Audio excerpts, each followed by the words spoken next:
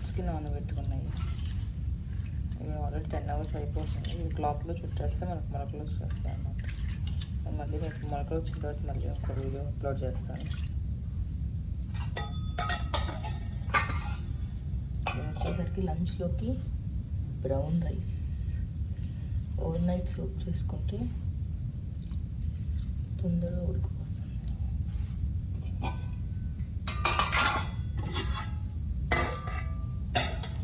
And ఇది వచ్చేసరికి డిన్నర్లోకి రాగి దోశకి రాగులు మినపప్పు వేసి నానబెట్టాను అనమాట.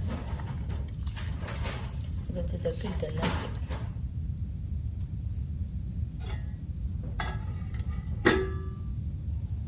ఇవేమో అన్నీ శనగలు, బొబ్బర్లు, కిడ్నీ బీన్స్.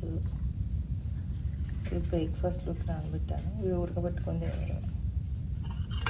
ఇవేమో బాదం. ఇవి రెండు బ్రేక్ఫాస్ట్ అనమాట.